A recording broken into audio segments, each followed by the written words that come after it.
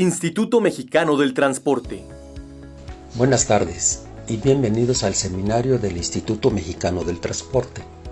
Me llamo Jorge Terán Guillén y soy investigador de la Coordinación de Ingeniería Vehicular e Integridad Estructural. En esta ocasión les voy a presentar la plática titulada Análisis de falla, componentes automotrices y de uso estructural.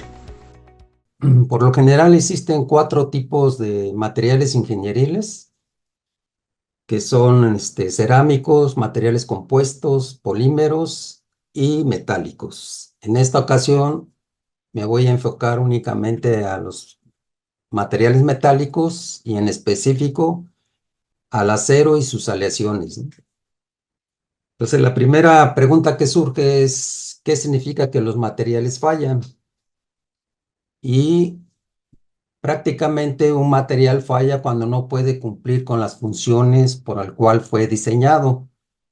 Y algunas veces presentan fisura o ruptura del material o componente que afecta tanto su resistencia, composición química, microestructura y geometría.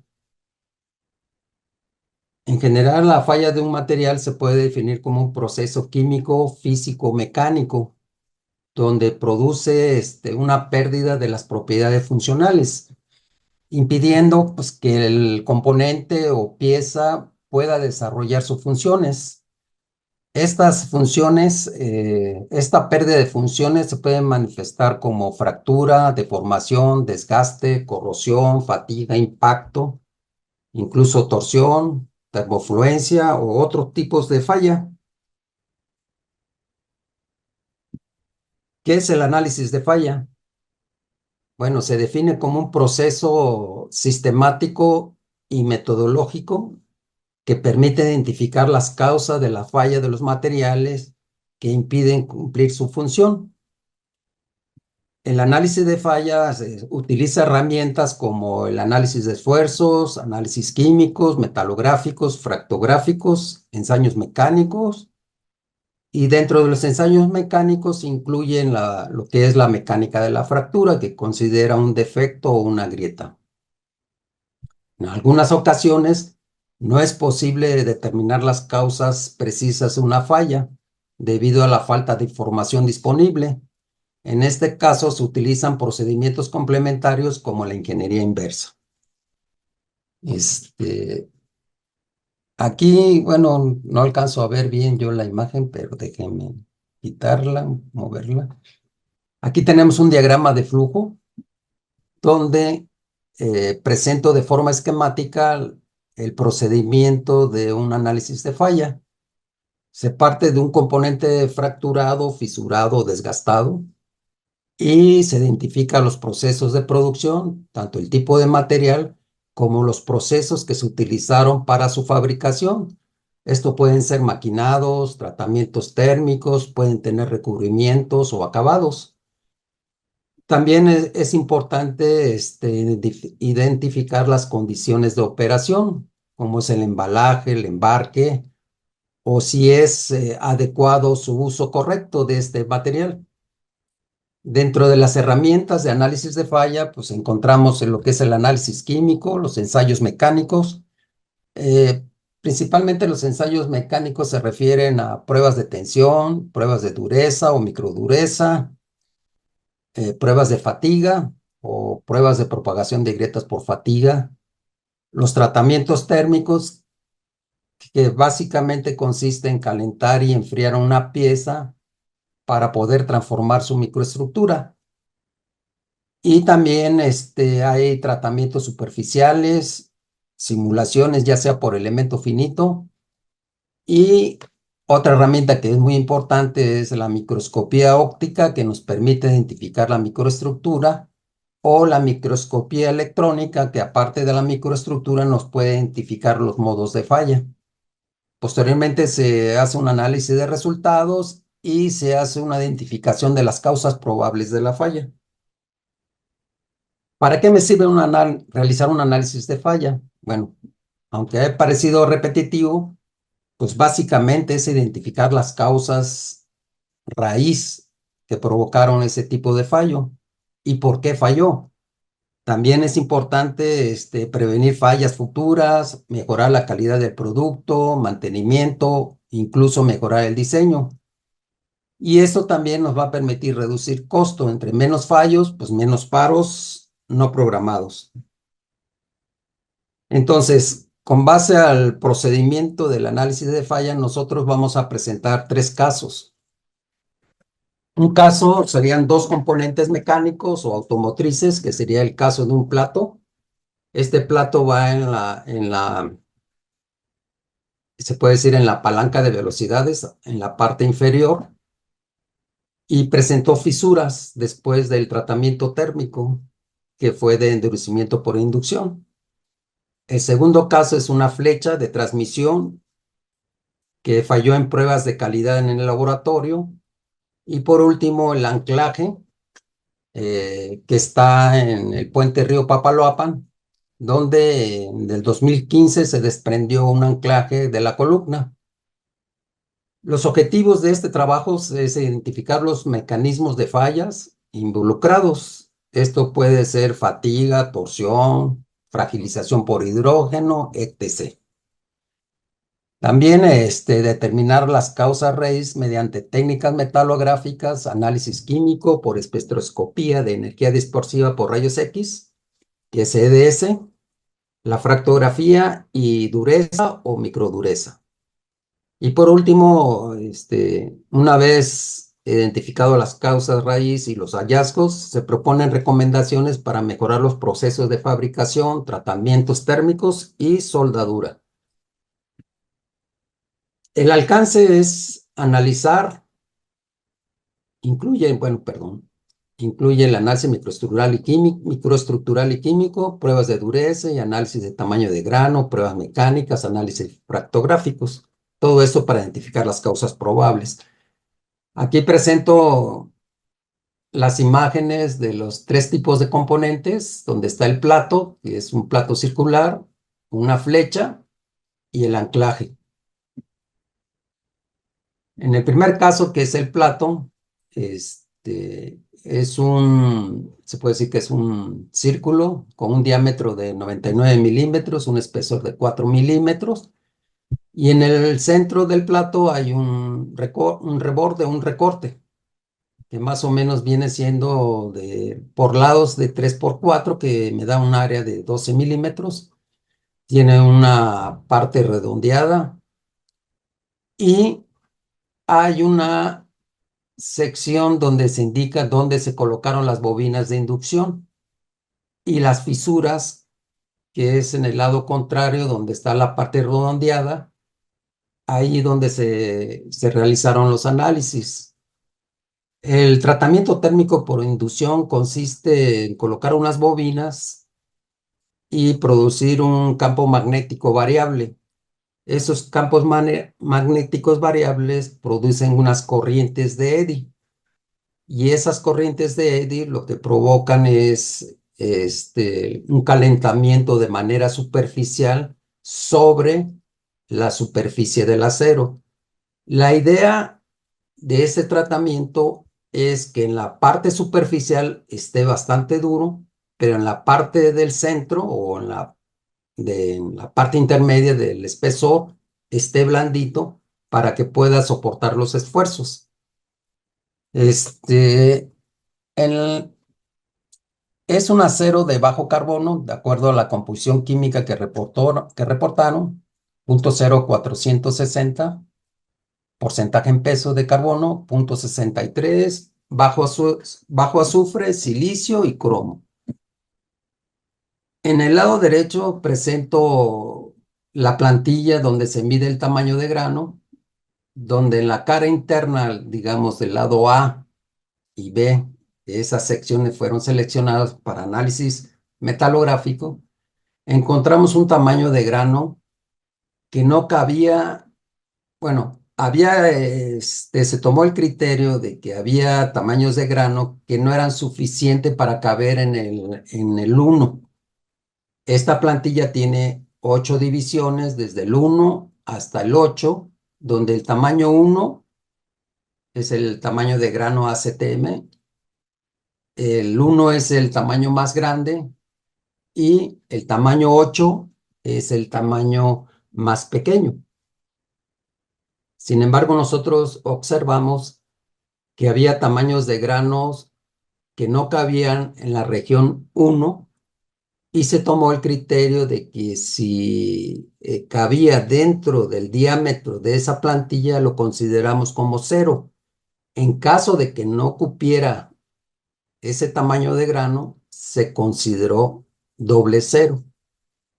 En la parte inferior se ve una microestructura de cómo a partir del lado B o A inició la grieta y cómo se fue propagando. Más o menos se alcanza a ver que en el lado superficial, pues el tamaño de grano es excesivo. Y a medida que va avanzando la parte, digamos, la periferia del plato, pues el tamaño de grano va disminuyendo. Se hicieron pruebas bueno, esta es la microestructura. Este es el plato, ay, perdón, es el plato de llegada, sin tratamiento térmico, antes del tratamiento térmico, perdón. Y checamos la microdureza y nosotros observamos que está abajo de 200 Vickers. Después se trató esta pieza por tratamiento térmico por inducción y encontramos que en la parte, digamos, superficial o pegado a la ranura, había una dureza de 700 Vickers, que aproximadamente está arriba de 60, 62 Rowell C. Y a medida que va acercándose hacia la periferia, pues la dureza va disminuyendo. También no sé, nos dieron otro plato donde estaba fisurado. Eso lo recortamos y lo pusimos en la máquina Istron para propagar la grieta. Una vez propagada la grieta, hasta la ruptura, la colocamos en el microscopio electrónico de barrido y observamos que, que comprobaba pues realmente el tamaño de grano en la superficie de este plato. La explicación por el cual hay un crecimiento de grano lo puedo mostrar en la siguiente tablita o en la siguiente figura del lado derecho, donde se observa que, por ejemplo, a 800 grados, pues el tamaño es una estructura fina.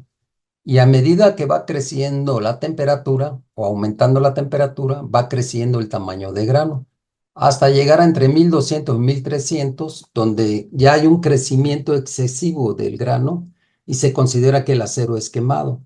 Obviamente, entre más grande es el tamaño de grano, pues sus propiedades mecánicas disminuyen y son muy susceptibles a fisurarse.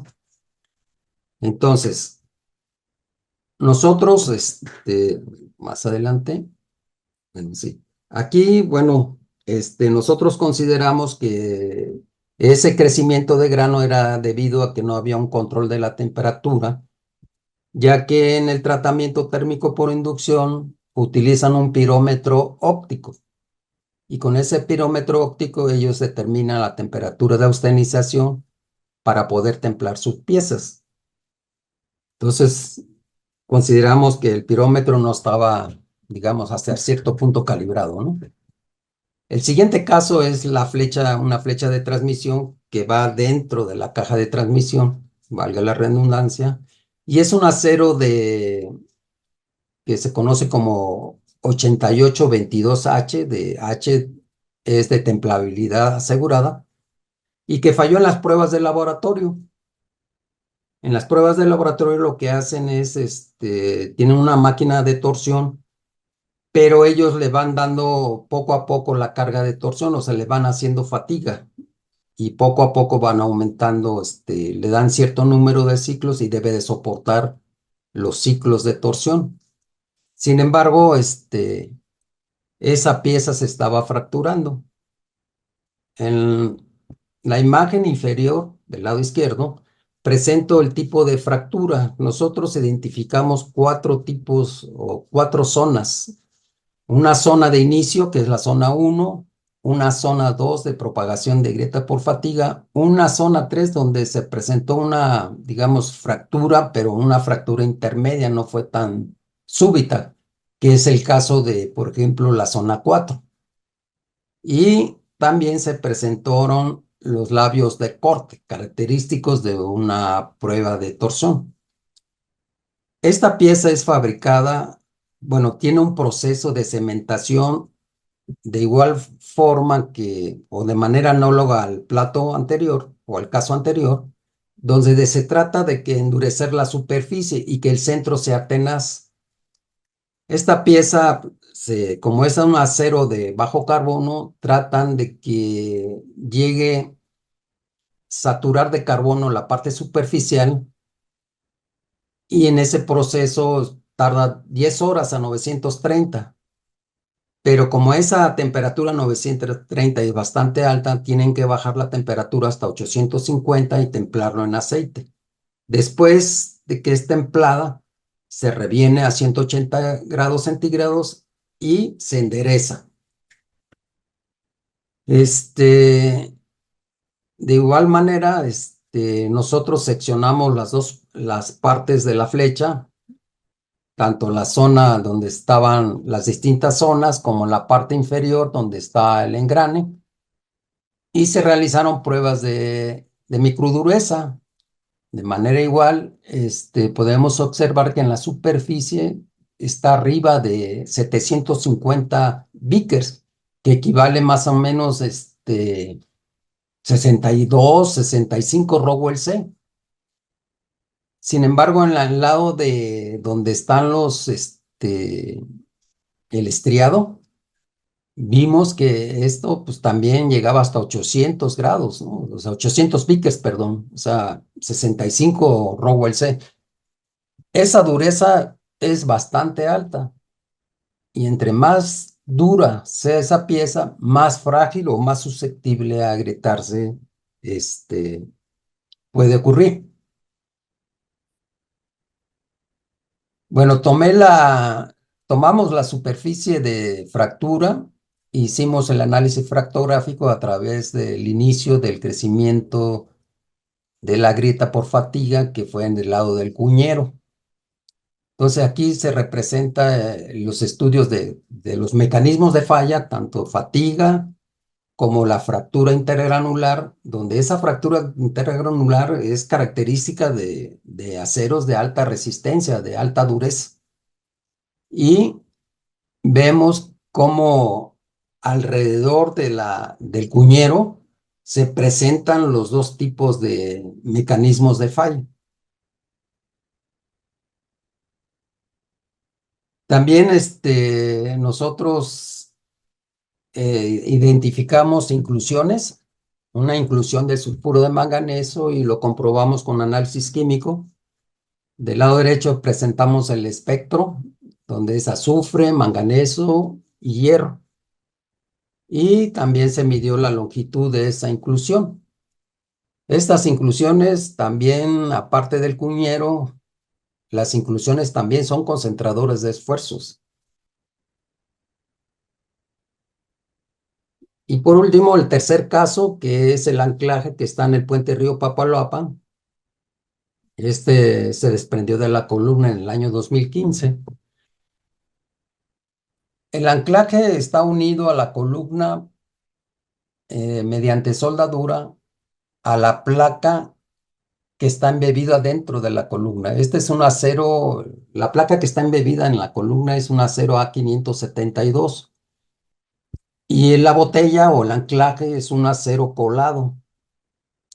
Esto quiere decir que mientras la placa es fabricada por proceso de manufactura de laminaciones, el acero colado es vaciado en moldes, ya sea de arena o metálico. Y también tienen un bisel. En este bisel es donde se unen a la placa. Las propiedades mecánicas son, de este material es un módulo de ion de 195 gigapascales, un límite de fluencia al 0.2%, el sigma YS, 280, una resistencia última de 591 megapascales, alargamiento del 12.6 y una tenacidad a la fractura de 39.4 megapascales raíz cuadrada de metro. Se realizaron análisis químicos y también es un acero de medio carbono, tiene 0.410 de porcentaje en peso de carbono, manganeso, silicio, cromo, molibdeno, níquel, cobre y aparte de azufre y fósforo. Este acero colado se clasificó como acero colado 1 cromo, 0.5 o medio níquel. La superficie de fractura la presento en las imágenes del lado derecho, donde se ve pues, el tamaño del anclaje, la superficie de fractura y cómo se seccionó. Primero se obtuvo el segmento del lado del bisel, donde se hicieron pruebas de ultrasonido. Y en estas pruebas de ultrasonidos no se encontró, digamos, defectos o algo significativo. Los picos que presentó la prueba es debido al bisel de la pieza del lado de la cara posterior que le dicen. También les hicimos líquidos penetrantes y no se observa así poros, algunas cavidades o algunos defectos que prácticamente pues estaba la superficie libre, digamos, de defectos observables, ¿no?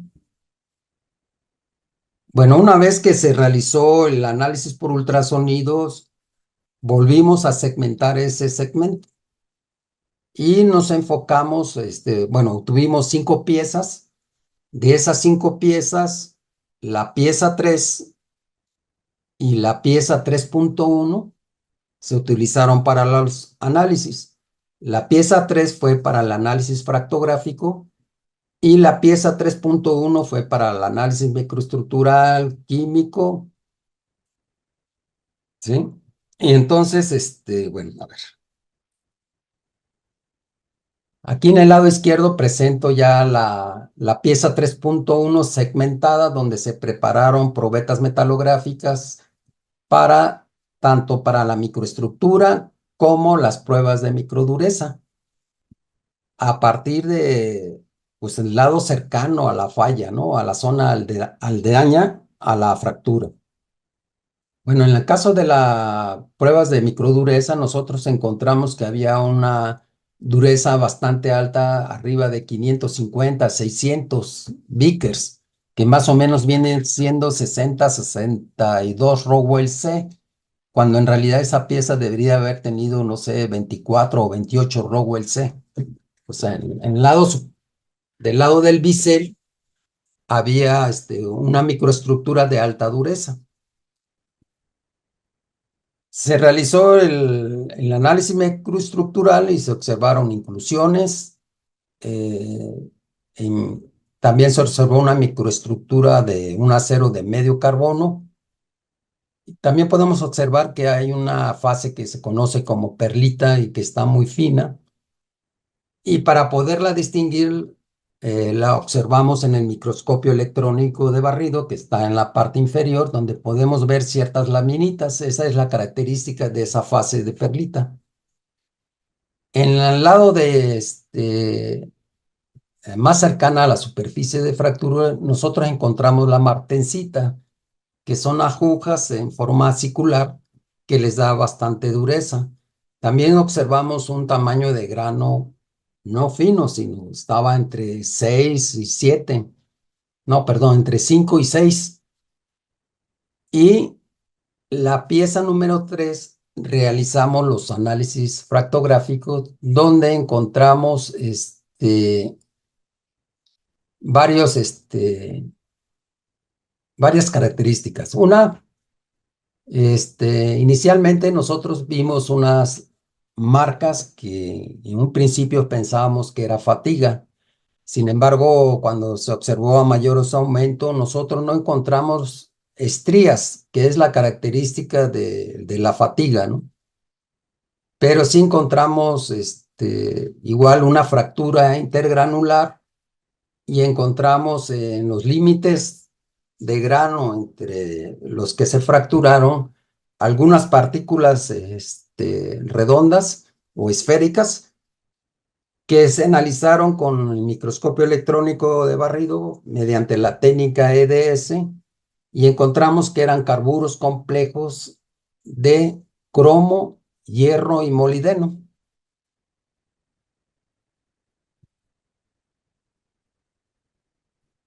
Resumiendo, entonces nosotros identificamos los tipos de fallas y las causas. En el caso del plato, encontramos que era una fractura intergranular y esto es debido al sobrecalentamiento en el tratamiento térmico por inducción. Entonces, una observación era que hay que tener más control de la temperatura mediante la calibración exacta o precisa del pirómetro óptico, ¿no? En la flecha, la explicación que le dimos de que a pesar de que estaba revenida esta pieza, debería haber bajado un poco más la dureza. Y esto sucede, debido a que cuando no se alcanza a transformar la fase martensítica, hay una fase que se llama austenita retenida. O sea, esta es una austenita que en cierta manera está ahí aparentemente en equilibrio, y ese equilibrio se conoce como metaestable. O sea, que quiere decir que en cualquier caso, una temperatura o un esfuerzo, transforma esa austenita a martensita sin revenir. Además, encontramos inclusiones que eso también puede provocar concentradores de esfuerzos que facilitan o hacen susceptible al material a agrietarse. Aquí también las observaciones que hicimos era o mejorar o rediseñar la geometría y que la temperatura de revenido fuera un poquito más alta. Por ejemplo, le estaban dando 180 grados centígrados. Habría que checar si a 200 grados centígrados se transformaba esa martensita, esa austenita retenida a martensita. En caso contrario, pues a veces es necesario hacer que le llaman un tratamiento térmico de subcero para evitar ese tipo de fases retenidas.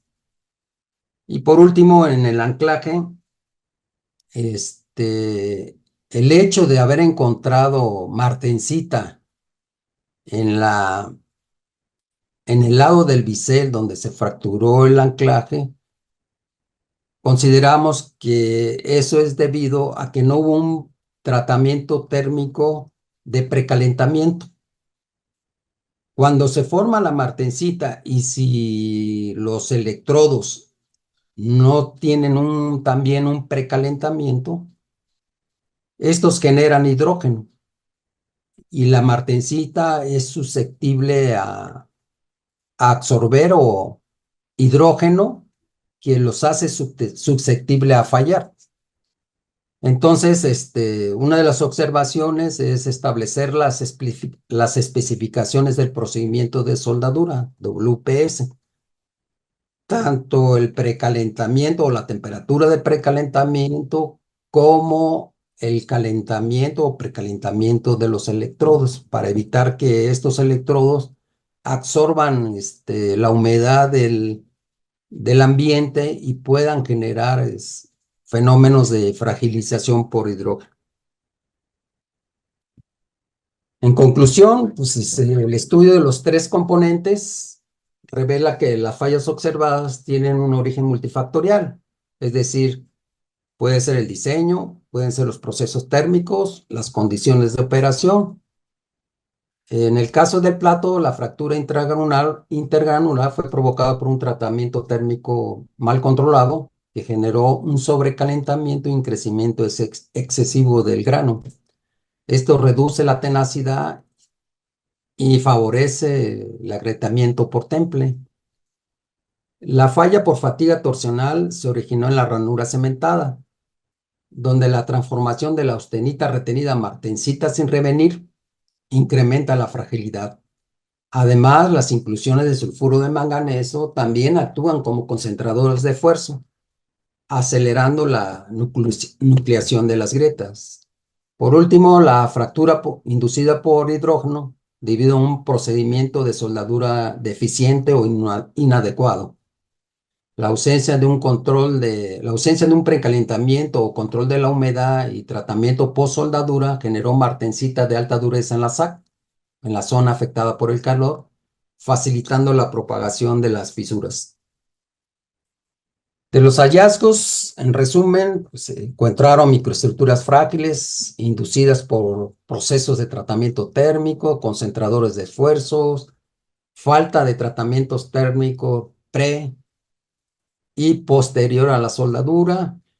Y las recomendaciones es implementar controles térmicos y metalográficos en la fabricación de los componentes, rediseñar zonas críticas para reducir concentraciones de esfuerzos y aplicar las normas técnicas en soldadura AWS de 1.1 y el mantenimiento. Y pues eso sería todo y muchas gracias por su atención. Instituto Mexicano del Transporte.